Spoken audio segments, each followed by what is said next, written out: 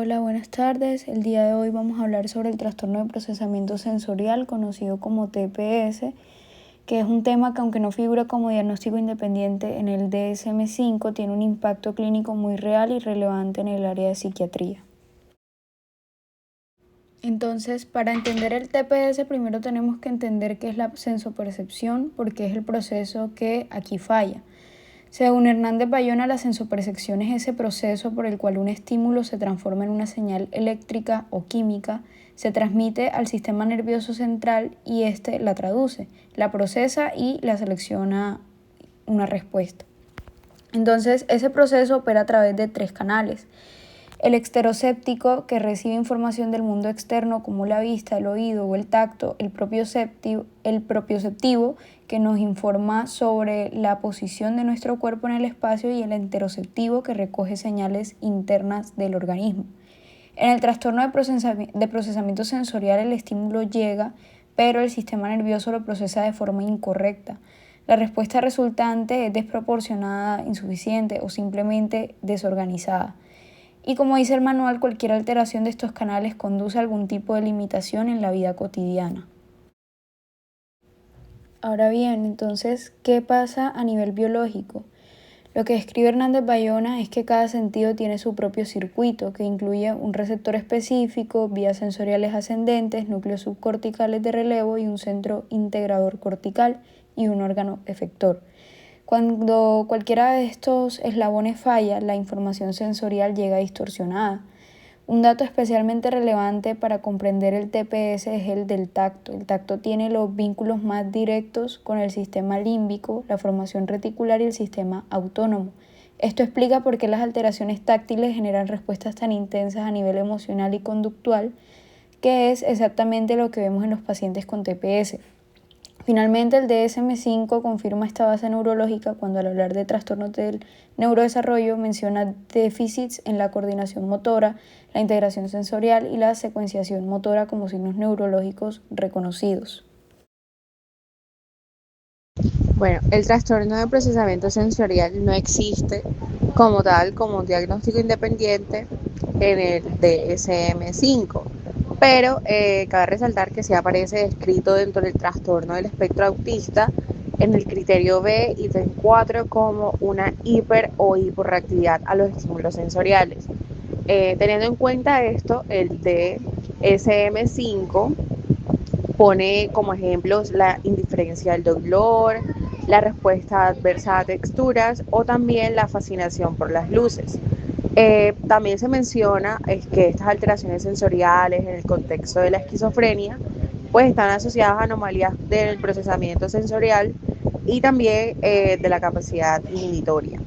Aquí podemos observar que se describen 5 criterios del espectro autista. Bueno, teniendo en cuenta estos criterios: A, deficiencia en la comunicación e interacción social; B, patrones restrictivos y repetitivos, aquí incluye la hipo o hiperreactividad sensorial; C, síntomas presentes o en etapas tempranas del desarrollo; D, causa de deterioro clínicamente significativo en el funcionamiento; y E, no explicado pues mejor por discapacidad intelectual. Bueno, en cuanto a la epidemiología, el DSM-5 reporta una prevalencia del trastorno de espectro autista de aproximadamente del 1% de la población general. El diagnóstico se dice que es 4 veces más frecuente en varones, y alrededor del 70% de los individuos con trastorno del espectro autista tiene al menos un trastorno mental comórbido, y el 40% puede tener dos o más al mismo tiempo. Es decir, aquí los factores de riesgo que señala el DSM-5 pues son la edad avanzada de los padres, también el bajo peso al nacer, que sean prematuros o que haya previamente una exposición fetal al valproato. Bueno, en cuanto a las consecuencias funcionales en la infancia, pues las alteraciones sensoriales pueden bloquear el aprendizaje, también pueden interferir con comer, dormir, puede dificultar mucho los cuidados rutinarios como ir al dentista o cortarse el cabello, generalmente pues esas actividades de la vida cotidiana. Entre esto también puede verse impedido eh, el crecimiento, las habilidades adaptativas reales, pero en la adultez el DSM-5 describe como funcionamiento psicosocial bajo, dificultad para vivir, también dificultad para trabajar de forma independiente y un aislamiento social progresivo con consecuencias para la salud a largo plazo. Bueno, en cuanto al tratamiento o abordaje, el DSM-5 aclara que el diagnóstico no equivale automáticamente a necesidad de tratamiento y que esta decisión puede considerarse pues según la gravedad del caso o un tratamiento individualizado dependiendo del paciente. Cabe resaltar que el abordaje es multimodal, quiere decir que va acompañado de terapia de integración sensorial, por terapia ocupacional, apoyo escolar y psicoeducativo a la familia. Entonces, teniendo en cuenta esto, no existe como tal un fármaco específico para el trastorno de procesamiento sensorial y la farmacología se dirige en cuanto a las comorbilidades, principalmente si el paciente presenta TDAH, ansiedad o depresión, y el pronóstico mejora significativa si hay lenguaje funcional antes de los 5 años e intervención temprana. Bueno, ya para concluir, el punto central es que el trastorno de procesamiento sensorial no tiene un código diagnóstico propio en cuanto al DSM-5, sino que sus manifestaciones están documentadas y tiene un impacto clínicamente significativo. Entonces es importante reconocerlo y puede ser determinante para construir un plan de tratamiento eficaz.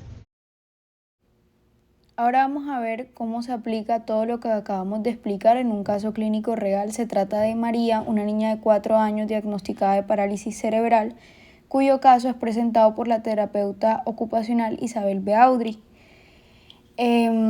María fue atendida en la clínica de terapia ocupacional pediátrica Beaudry Belfeu en Oviedo, España. Los 3 motivos principales de consulta fueron miedo y rechazo a la bipedestación, rechazo a la higiene orofacial y ausencia total de masticación.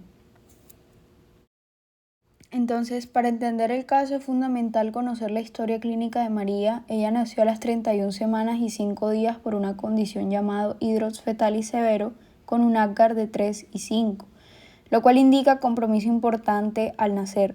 Requirió reanimación inmediata y estuvo 16 días con ventilación mecánica por membrana hialina grado 4. Nació con un solo riñón y desarrolló insuficiencia renal crónica controlada con medicación. Estuvo hospitalizada 2 meses y medio. El daño neurológico fue significativo, sufrió un infarto hemorrágico cerebral periventricular que afectó ambos hemisferios, con predominio en el izquierdo, lo que le dejó el diagnóstico de derrame cerebral perinatal grado 4. Tras el alta fue derivada a un centro de neurología donde recibió atención temprana, pero sin terapeuta ocupacional disponible.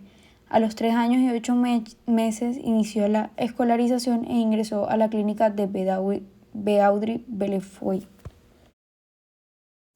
La evaluación inicial se realizó con el instrumento Down Sensory Profile, complementado con observación clínica y entrevista a los padres. El perfil arrojó hallazgos en 4 áreas. En la función motora, María presentaba asimetrías en decúbito supino con tendencia hacia la izquierda, pierna izquierda 2,5 centímetros más corta, rechazaba la bipedestación y mantenía las piernas dobladas. Usaba molde de yeso para la sedestación por sifosis, sin embargo sí alcanzaba objetos y los llevaba a la boca. En la función sensorial, que es la más relevante para la TPS, era hiperresponsiva al tacto, especialmente en la zona orofacial. Rechazaba el lavado de cara y la higiene oral y toleraba mejor el tacto firme que el ligero. Ante la sobreestimulación respondía con llanto o se quedaba dormida. En la función perceptivo-cognitiva, comprendía su entorno y se comunicaba con gestos. Y en las actividades de la vida diaria solo toleraba puré fino, dormía bien y colaboraba parcialmente en el vestido. Ahora, en el diagnóstico funcional, con base en toda esa evaluación, la terapeuta identificó un trastorno de modulación sensorial tipo hiperrespuesta, tanto táctil como vestíbulo propioceptiva. Esta presentación es frecuente en niños prematuros que han sido expuestos a intervenciones médicas dolorosas repetidas, como fue el caso de María desde su nacimiento. El diagnóstico se estableció combinado combinando el Down Sensory Profile, la observación clínica directa y la información aportada por los padres. Al cierre de la evaluación, las recomendaciones fueron 3. Iniciar terapia ocupacional con enfoque de integración sensorial 2 veces por semana, mantener la fisioterapia con abordaje BOBAT coordinada con la TO y realizar una evaluación odontológica, ya que las caries presentes podían estar agravando la hipersensibilidad oral de María. En cuanto a los objetivos de intervención, el plan de tratamiento se organizó en torno a 2 grandes objetivos. El primero fue normalizar la respuesta a los estímulos táctiles con metas progresivas, que María tolerara las manipulaciones de fisioterapia, que pudiera manipular objetos variados del entorno, que aceptara la higiene orofacial y que avanzara hacia alimentos con textura y eventualmente la masticación. El segundo objetivo fue normalizar la respuesta a los estímulos vestíbulo-propioceptivos, tolerar las transiciones entre posturas básicas como prono, supino y cuadrúpedo, alcanzar la bipedestación, iniciar el aprendizaje de la marcha y lograr apoyarse con las extremidades superiores para interactuar más con el entorno.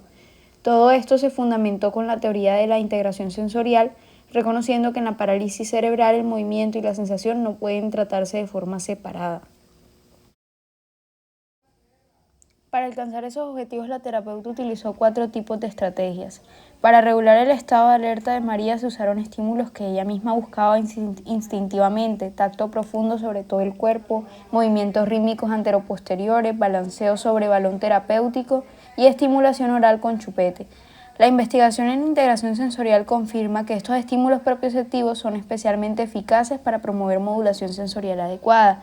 Para trabajar la bipedestación, María se sentaba sobre un balón terapéutico con los pies en una superficie blanda, meciéndose rítmicamente, y de forma gradual se fue aumentando el apoyo en los miembros inferiores hasta lograr ponerse de pie por momentos. Para la normalización sensitiva oral se trabajó de forma progresiva, primero cara, labios y encías externas, luego internas, lengua y paladar. Se utilizaron mordedores, el vibrador Z-Vibe y el cepillo Totet. Y siempre se combinaron estos ejercicios difíciles con los estímulos que a María le resultaban agradables, lo que es un principio fundamental de la terapia de integración sensorial. Ya en la evolución cronológica, los resultados fueron progresivos y sostenidos a lo largo de 6 meses. En septiembre del 2006, al inicio no era posible tocarle la cara. Al final de esa misma sesión, tras el tacto profundo, ya permitió algunas técnicas faciales. En octubre ya toleraba la bipedestación unos 10 segundos y las sesiones transcurrían sin llanto. Para noviembre, bipedestación de 3 a 5 minutos, tolerancia en encías internas y cuadrúpedo por 3 minutos. En enero del 2007 empezó a gustarle estar de pie, comenzó a beber en vaso y se registró la primera sesión de fisioterapia completa sin llanto, lo cual fue un hito importante. También comenzó a comer compota y tocinillo. En febrero ya aceptaba el vibrador dentro de la boca y toleraba trocitos de pescado en el puré, y en marzo del 2007 dio sus primeros pasos al ser sujetada y toleraba pequeñas cantidades de legumbres y patatas cocidas. A los 6 meses de intervención, la reevaluación mostró que María había alcanzado la mayoría de los objetivos, había iniciado el aprendizaje de la marcha, toleraba la higiene oral, aceptaba alimentos con textura y se desplazaba de forma autónoma rodando por la colchoneta. El único objetivo pendiente fue la tolerancia a la manipulación de objetos variados, por lo que se recomendó continuar con la terapia ocupacional. La conclusión del caso es la misma que propone el capítulo. La parálisis cerebral no debe tratarse únicamente como una disfunción motora, el movimiento y la sensación están íntimamente ligados, y los niños con PCA padecen problemas tanto motores como sensoriales. Identificar el trastorno de modulación sensorial de María fue lo primero que permitió construir un plan de tratamiento realmente eficaz.